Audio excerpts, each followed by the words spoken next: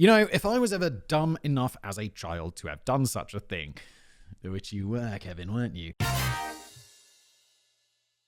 If you're watching this video, you probably take some sort of supplement. Yes, I take a multivitamin and one of those fish liver oil things. Am I going to stop taking them after this video? Well, maybe. Roughly 77% of all Americans take supplements, with over 50% being daily users.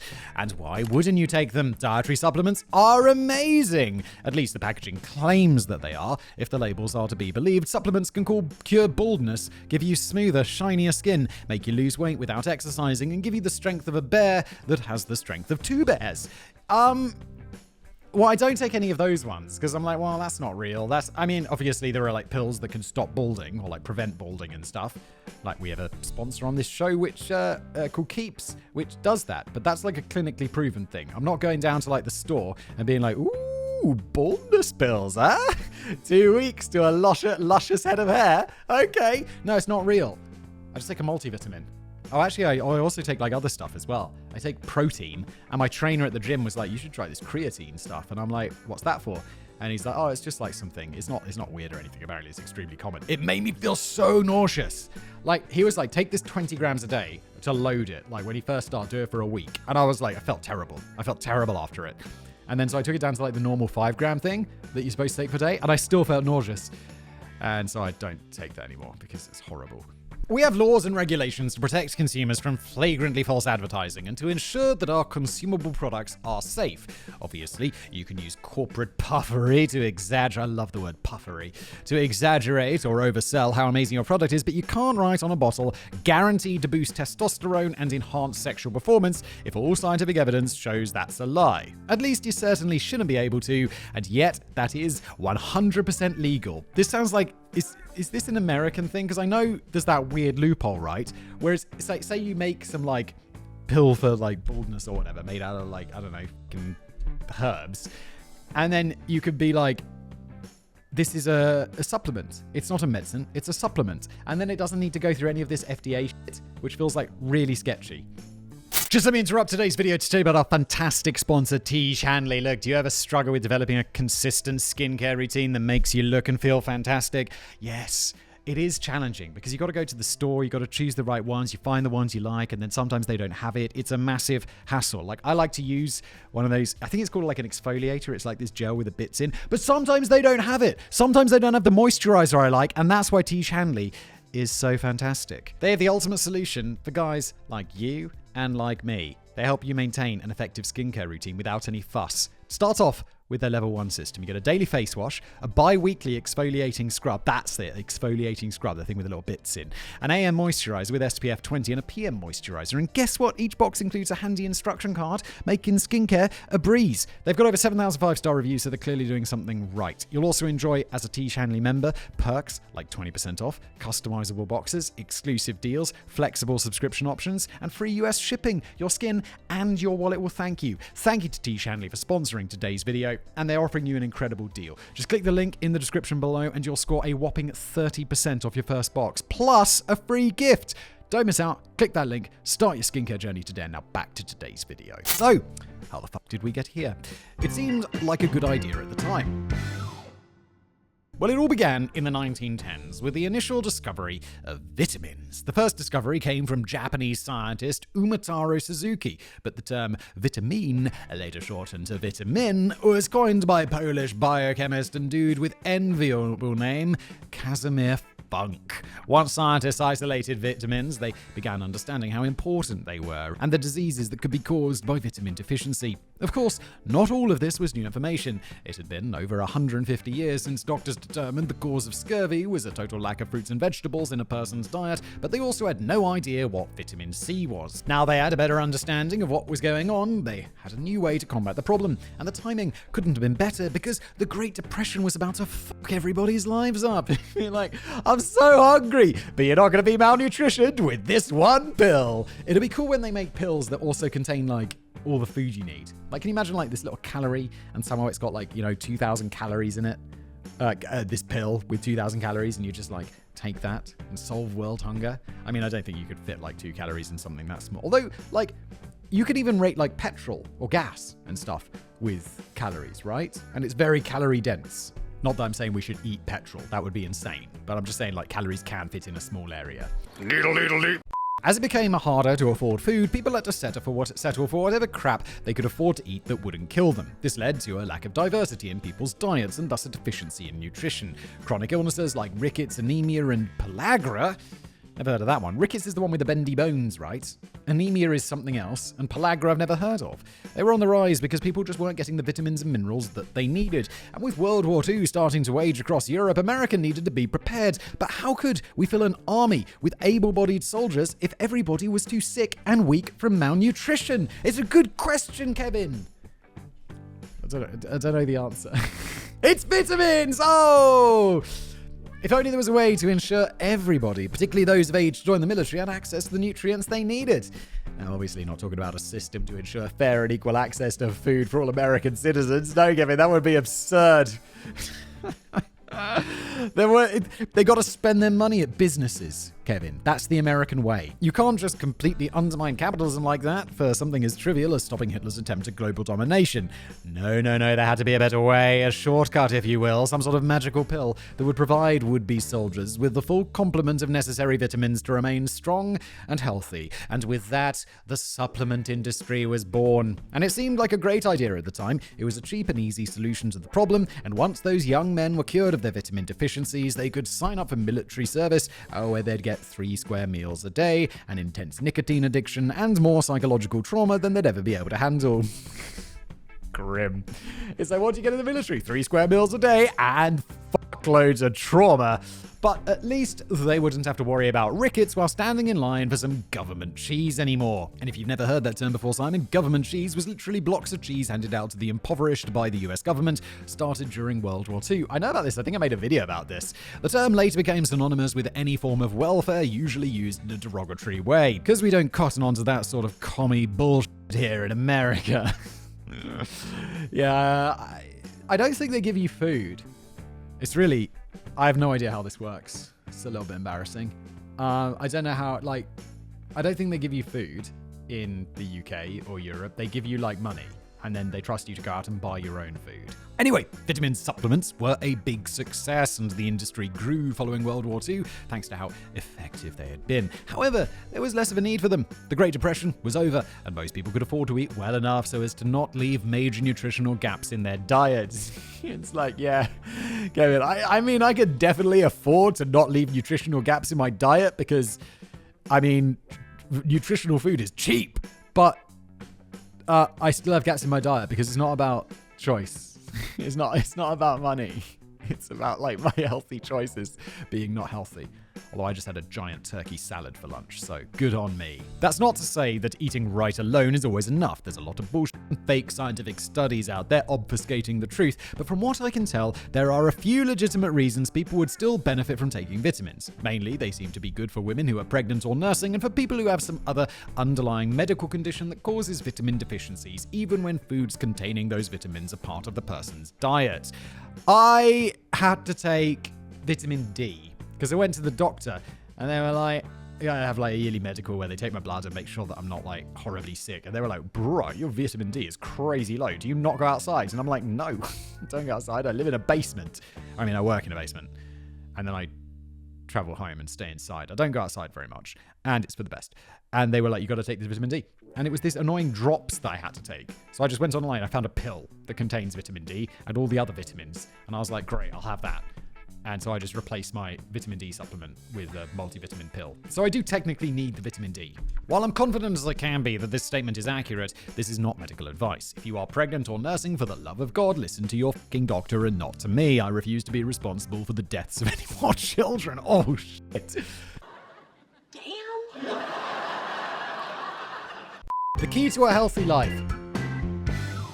Like I said, there were a few reasons that some people might need vitamins, but everybody else still wanted them. People had already seen the incredible effect they had at curing diseases born from vitamin deficiency. Those people may no longer have been vitamin deficient, but these pills had other magical chemicals in them that could cure other diseases or just make someone healthier overall. Their popularity only continued to increase, and by the 1960s, supplement manufacturing had become so cheap that the industry had become one of the most attractive ways to make a quick fortune. Things only ramped up further in the 1970s and 80s. 80s when people suddenly became very interested in holistic health and natural remedies. To be clear, while they're obviously related, holistic health isn't the same as holistic medicine. Yeah, holistic just means like the body as a whole.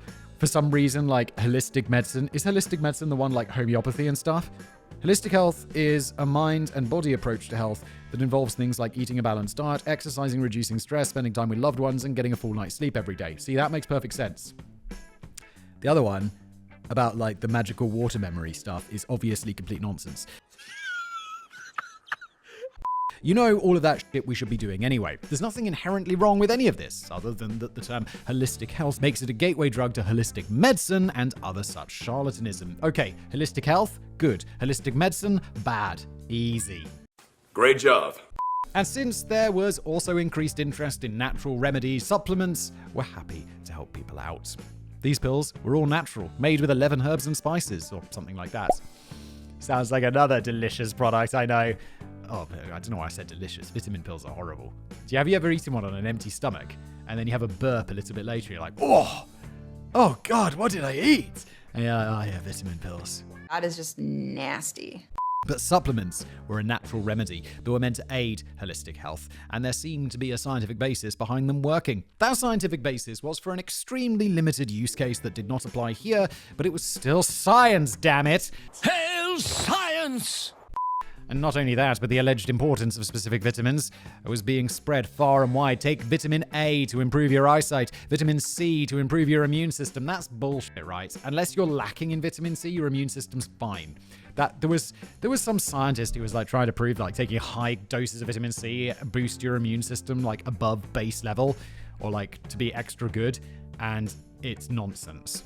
Calcium for strong bones and teeth, and so on. Who wouldn't want all of these positive effects packed into a tiny little pill? And why actually follow the tenets of holistic health when you could just take a pill or two every day to reap all of the benefits without putting in any of the effort? Exactly!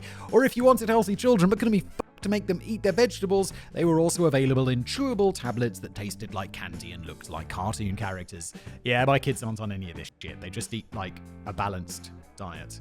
As best as I can do. Hell, those things tasted so good kids would actively want to eat them. Allegedly. Anyway, it's not like I ever consumed an entire bottle of Smurf vitamins while watching an episode of The Smurfs as a young child. Oh my god. Isn't that dangerous? I'm into it. But if such a thing did happen, I'm sure it would have been the last time my parents ever bought kids vitamins, as well as the day my mother taught me that vitamin poisoning was a thing. Well, there you go, vitamin poisoning is a thing. Of course, that would have been unnecessary, as my colon would have been more than happy to demonstrate the symptoms of vitamin poisoning. Did you shit yourself? He shit everywhere. They shit on the windows! You know, if I was ever dumb enough as a child to have done such a thing, which you were, Kevin, weren't you? Go to hell! Up till this point, supplements had been regulated by the FDA on the basis of them being food, or more specifically, food additives. However, the FDA was looking to crack down on these supposed wonder drugs. They were essentially trying to make health claims on their bottles, so the FDA believed they should be realistically treated as drugs rather than food. But this doesn't happen, because it's not like that today. So they were lobbying the shit out of someone. Or at the very least, they needed much more stringent guidelines to ensure that what people were consuming was safe for them and was providing the benefits that the companies claimed that they were. And there was mounting evidence that these supplements were not all safe. People were getting sick and dying. And it was believed that supplements were the cause. Holy shit. I thought it was just like harmless waste of money. People were dying from supplements? Sometimes it was due to people being given excess doses, or sometimes it was because the products were genuinely unsafe. It certainly seemed like stricter regulations were necessary, and anything you put into your body that doesn't exit through the same hole it was inserted to falls under the purview of the FDA. And I guess, depending on your specific kinks, some of that stuff does too. Needle, needle, needle. I don't get it. Oh, I see. I see. Well done, Kevin. Took me a minute. Of course, supplement companies. I was watching TV with my wife last night, and there's a joke told. I don't even remember what the joke was, and my wife doesn't laugh, and then I'm just like, huh, like 10 seconds later, and she's like, "You really just got that now?" And I'm like, yes. It was a really simple joke. I'm not sure why. I was just like, oh, I see. I see. Just dim. Of course, supplement companies weren't going to let reasonable legislation stand in the way of profits, so they turned to the only man they could trust in the early 90s. I can't believe these are the next two words that I'm going to say, but it's fucking Mel Gibson. They may take our lives, but they'll never take our vitamins. To fight back against the FDA's attempts to do their fucking job, lobbyists for the supplement companies paid off Senators Orrin Hatch and Tom Harkin to sponsor the Dietary Supplement Health and Education Act in 1994. I told you. Lobby, lobby, lobby! I mean, they allegedly paid off those senators, in my opinion. Yeah, allegedly. Alleged. Very alleged. It may be an objective, verifiable fact that the supplement industry contributed $40,250 to Harkin and $97,750 to Hatch in 1994. But I'm sure that fact has absolutely nothing to do with them choosing to sponsor that bill. Nothing to do with it. No sarcasm here. They would never be influenced by such large amounts of money in 1994 dollars, which is a lot more dollars today. That 97 is going to be like 200 grand. You're buying a house, Hatch, with that kind of money. I mean, that is completely legitimately yours and has nothing to do with you sponsoring a bill that's related to the company that paid this to you. Right? And the fact that they each received hundreds of thousands of dollars more in contributions over the next 20 years in the Senate had nothing to do with them continuously defending the bill either. It's fucking shameful that politicians can be bought off like this. Thank you! But it's one thing to get a bill sponsored. The supplement industry still needed to get the bill through Congress. In order to do that, they hired Mel Gibson to star in a PSA to mislead the American public about what was actually happening. What the fuck's going on, Mel?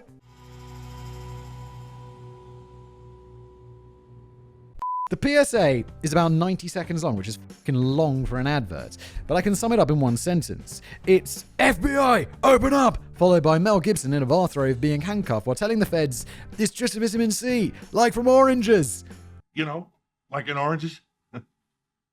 While the FDA had just wanted to hold supplements to a reasonable health and safety standard, the PSA made it seem like they were going to outlaw vitamin supplements entirely. This wasn't even remotely true, but it didn't matter. People needed their vitamins so they could keep believing they were leading a healthy lifestyle without actually needing to live a healthy lifestyle. It's like plastic recycling. It just makes people feel better that they're not destroying the environment. And that's good. I recently bought an electric car, like first fully electric car. And now it's kind of a running joke. Like I'll throw some plastic in the main bin and my wife will be like, that goes in the recycling. I'll be like, yeah, but I drive an electric car. I don't have to worry about this stuff anymore. I'm doing my parts. Be like, should we turn the heating down while we go away on holiday? No, I drive an electric car. It's fine. I want it to be warm when we get home. What are you talking about? Because I drive an electric car. I recycle my plastic. How dare you! So when Mel Gibson told people to write to Congress, the people listened. The people listened way, way too much. According to award... Holy shit, what was that? Message! This iPad that I record off just made a really loud-ass sound. Brand new. According to award-winning investigative medical journalist Dan Hurley, Congress received more letters about the potential crackdown on supplements than they received about the vitamin war. Oh, Vietnam War, not vitamin war. Although you got confused. Pathetic. That's fucked up for a myriad of reasons, not the least of which is because of how much credibility Mel Gibson still had back in 1994. Yeah, I can't imagine this being now. Mel Gibson's a bit of a loose cannon, allegedly in my opinion. Unfortunately, the bill passed, and since 1994, supplements have been governed under a different set of rules than what the FDA refers to as conventional food and drugs.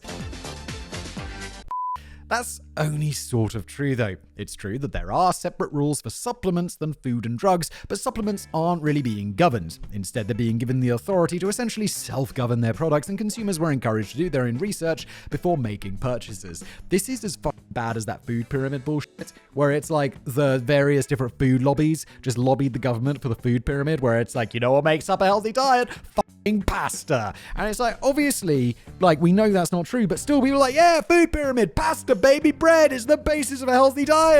And sugar's in there as well, just less of it. And it's like, no, it's just fucking lobbying. This is just as bad, America. What the fuck? I don't know what the rules are in the UK, but I'll just be ashamed of my country as well, because I assume that we're just as shit. I really hope not, though. It's embarrassing. Because telling the general public to do their own research could never end poorly. Yeah, because everyone's super smart. They're not. Everyone's dumb. There's so many dumb people and they're all getting taken advantage of. I'm getting taken advantage. I take fucking vitamins. Mm-hmm. I'm proud of you, you know that. I hope you do. Essentially, the law works like this. Supplement companies can do whatever the fuck they want. Their products do not need to be proven to be safe or effective before they go to market. Any health claims printed on the label do not need to be verified by science before the product goes to market, or after for that matter. They can claim virtually anything they want, and it's all totally fucking fine. I just want to say, from the bottom of my heart, fuck you. While supplements are required to print a list of ingredients, those ingredients don't actually have to be accurate. Fuck you.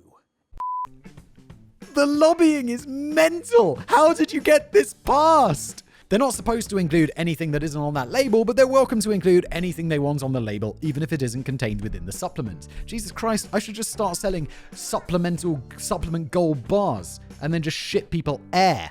Being like, no, I know I said there was a kilogram of gold inside this supplements bottle, but it's actually just air. It's the law. That's how things work. F***ing America.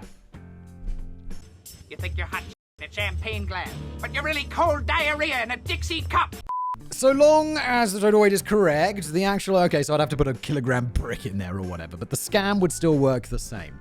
The actual amount of each ingredient can be anything, including 0, regardless of what the label claims. There are really only 2 rules the supplement companies are absolutely supposed to follow. Rule number 1, your product can't be straight up poison. Technically, the FDA uses the term adulterated, but what they're saying is it can't be poison. Rule number 2, there needs to be an asterisk next to any wild health claim printed on the bottle, and the label must include the footnote that says, these statements have not been evaluated by the Food and Drug Administration. This product is not intended to diagnose, treat, cure, or prevent any disease. And that is it for the rules.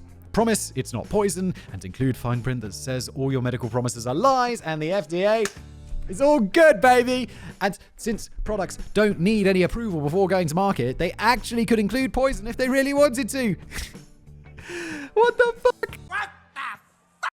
The FDA is helpless to stop a supplement until it has already reached shelves and has proven to pose an unreasonable danger. Oh yes, and the burden of proof is 100% on the FDA to prove that the product is unsafe, not on the supplement companies to prove that it is safe. Sorry, man. No, I'm fucking not. Fuck you. So what could possibly go wrong? Well, obviously, I've only discussed the regulations surrounding supplements as they pertain to the United States. They're different everywhere, with some being more strict and some being more lax. But regardless, the total lack of oversight in the US was a major win for the industry. No shit. It essentially said, you can do whatever the fuck you want and nothing's gonna happen. That's bullshit. I knew the whole industry was fucked up nonsense, but until I actually read the legislation and the FDA's rules regarding supplements, I didn't fully appreciate the extent to which Congress had decided to fuck us all in the ass. When this bullshit law was written, there were 600 supplement companies in the United States producing 4,000 total products, and the US market was about $5 billion in sales per year. This law opened the floodgates to fucking everything. If this isn't 100 times bigger, I'd be 100 times big is a big jump. Yeah, 100 times bigger? 500 bill a year? No, that's outrageous. That would be really high. Since this law has passed, there are now thousands of companies, over 8,000 different products, and US sales in total of $55 billion, with global sales exceeding $200 billion. Okay, so it's 10 times more, not 100 times. That does feel more reasonable. It's still a crazy amount more. But I have to say, I did think it would be higher. I did think people would see that law and be like, let's do the gold bar brick thing. Fighting fascism is a full-time job! It's almost like people saw an industry that was handing out free money with no regulations and decided they wanted in on the action. Who could have predicted this? It's hard to say exactly why supplements remain so popular, other than possibly because new claims are being made faster than they can possibly be debunked. Still, there is a mountain of scientific research showing that supplements are worthless to the average person. Like I said before, there are very specific cases where vitamins are necessary to prevent malnutrition. Similarly, ginkgo biloba has been shown to prevent memory loss in patients suffering from dementia. But for the average person, including those with run-of-the-mill memory loss from old age, studies showed no increase in memory. It would be one thing if we could all just say, well, at least they're not hurting anybody, but that's not actually the case. Aside from things like vitamin toxicity by taking too much of a specific vitamin, some supplements have been linked to serious side effects including organ damage and death. For example, products containing the plant ephedra were popular as bodybuilding supplements in the late 90s and early 2000s. Uh-oh. I did look into that creatine. It's extremely common and popular. Really? Wow. But I'm sure ephedra was as well, and now people don't have livers anymore, or whatever. The only problem is that ephedra was determined to be the cause of 155 deaths and 18,000 cases of serious side effects ranging from heart attack and stroke to full-on psychosis. Bruh. You might think that meant the FDA would rush to take ephedra off the shelves, but it wasn't that easy. No. They had to prove it beyond doubt or whatever. The first death attributed to ephedra supplements occurred in 1997. In 2003, Baltimore Orioles pitcher, I guess it's a sports team of some kind, Steve Beckler, died during spring training. This high-profile death was again linked to ephedra, but it took another entire year before products containing the plant were taken off the shelves. If you recall from earlier, the supplement industry has carte blanche to do whatever the fuck they want, and the burden of proof is on the FDA to show that something is dangerous. Unfortunately, that means that the FDA is bound by actual standards of scientific research and whatnot, so unless a supplement contains something like fucking cyanide, it's virtually impossible for them to take action as quickly as they'd like to be able to. Find some dynamite in a big cargo net and meet me behind the camp in 10 minutes. 10! Okay, but that's why consumers are supposed to do their own research on supplements, right? Yeah, because everyone's doing that. Kevin, no one is. Just read the ingredients on the label and decide whether it's not something you're willing to put in your body, ignoring the fact that it really shouldn't need to be the consumer's job because we should not allow companies to sell poison disguised as medicine. As a final resort, the excess poison can be exhaled through the lungs. That's better. It's not going to work anyway. Supplements are essentially allowed to lie about the ingredients on their labels. They're not supposed to include things in the bottle that aren't on the label, but once again, the burden of proof is on the FDA to prove that they did. Of course, that's a lot easier to prove than long-term medical effects. In fact, in July of 2023, a team of doctors conducted research to prove the extent to which supplement companies were lying about the contents of their bottles. I'd say the results were shocking. I am shocked. Shocked! Well, not that shocked. But if any of what I'm about to say comes as a surprise, then I don't think you've been paying attention. The team analysed the contents of 57 different supplements, all of which claimed to contain one of 5 ingredients that were chosen for the study. In 23 of the supplements, or 40%, the advertised ingredient was not in the bottle at all. Jesus fucking Christ, that's terrible. It's like my goal supplements. The remaining samples contained the advertised ingredient in doses ranging from 0.02% up to 334% of what the label claimed. Only 6 of the 37 supplements contained the advertised ingredient at doses within 10% of what the label stated. Again, that's fucked up and a potential danger to public health, but it's not a violation of the law. However, the team also found that 7 of the bottles contained substances that are banned by the FDA, mostly designer stimulants. What? And one of those supplements contained 4 different banned ingredients. So from a random sample of supplements available online, the researchers found that more of them contained drugs that are banned by the FDA than actually contains the dose of the thing they were advertising, which is madness. But this information wasn't even new. It's well known that the supplement industry fails to comply with even the most basic manufacturing standards. The FDA already discovered that through inspections of manufacturing plants, there's just very little that they have the power to do about it. As such, we shouldn't be surprised that 89% of the supplements tested had inaccurate labels. We should be shocked that we should be shocked that 11% actually had accurate ones. So, is there any reason to take supplements at all? Well, basically the answer is no. Unless there is a very specific medical reason for which your doctor has recommended a supplement, there isn't really any reason to take them at all. Even if every time you opened a bottle of supplements, it wasn't a roll of the dice that there might be a banned synthetic drug inside, there's no evidence that any of these products do what they claim to do. At least, no real evidence. The absence of evidence is not the evidence of absence. Companies will fund their own scientific studies in which they manipulate the experiment or the results to try and prove their product does whatever it's claiming, but obviously those studies don't count. Supplements will not make your body burn fat faster. They will not increase lean muscle. Lean muscle isn't even a thing. I'm 250 lean. I look like Mark Wahlberg ate Mark Wahlberg. I will fuck you, all right? I will enter you. There's fat tissue and muscle tissue, and humans have very little intramuscular fat. Our meat really isn't marbled like cattle. They will not increase your cognitive abilities or your memory function. They will not give you shinier hair or blemish-free skin. The best scenario, if you choose to take supplements, is that you waste a lot of money on stuff that doesn't do anything. The worst scenario, though, is that you die. While actually dying is extremely unlikely, since the best case scenario has no positives to it, there's no reason to ever take supplements, is there? Again, except in extremely specific situations. For the vast majority of people, there are far more effective ways to improve your overall nutrition if you feel your diet is lacking diversity. If you need more vitamin C, eat an orange. You'll even get some much needed fiber from the pulp. If you're worried about your gut health, eat probiotic foods like yogurt, where the bacteria won't all die before reaching your intestines. And if for some reason you crave synthetic stimulants companies are sneaking into their products, just smoke some fucking meth. Easy! But why listen to me and all of the words credible doctors and scientists when you could just take the word of a washed-up actress who sells perfume scented like her orgasms? Are we talking about the one? I'm not going to mention the name because litigation, but we know who we're talking about here. We know who we're talking about. Thanks for being here. That's the end of the episode. Just before you go, quick reminder to check out Tiege Hanley. By clicking the link in the description below, you get 30% off your first box. Your skin will thank you, and you will thank yourself, won't you now? Thanks for watching.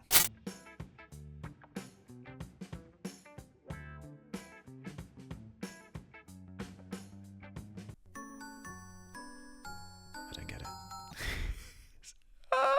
Oh, I see. I see.